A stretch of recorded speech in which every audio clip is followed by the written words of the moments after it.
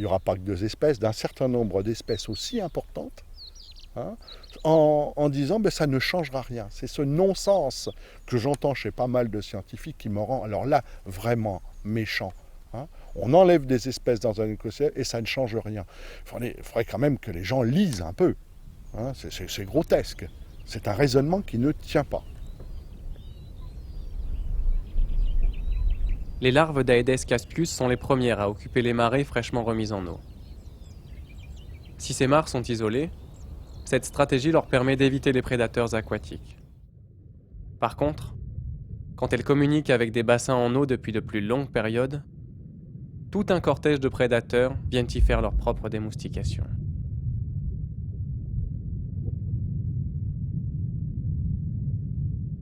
Certains chassent à l'affût, comme cette larve de libellule.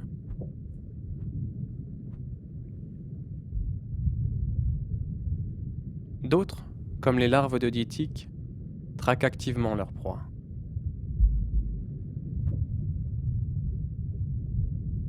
Mais si la stratégie des Aedes semble efficace, aucune étude ne s'est encore intéressée à leur importance réelle dans le régime alimentaire des prédateurs aquatiques.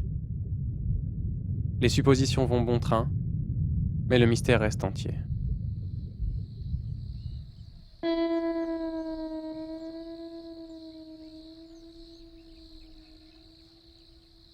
Pour les moustiques adultes, même inconnus. Pas d'études, pas de données. Pour essayer de pallier ce manque, le parc naturel régional de Camargue a obtenu un suivi scientifique de la démoustication. Il devrait permettre d'en savoir un peu plus sur un certain nombre d'espèces insectivores.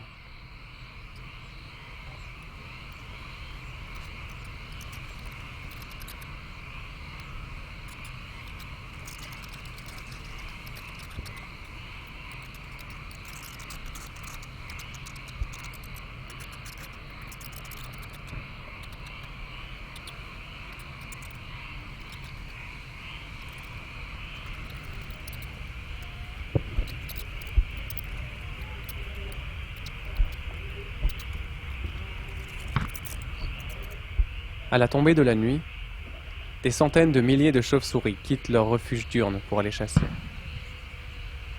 En automne, au moment des grosses éclosions d'Aedes, elles constituent des réserves de graisse pour passer l'hiver. Chacune d'elles peut alors consommer en une nuit une quantité d'insectes équivalente à 3000 moustiques.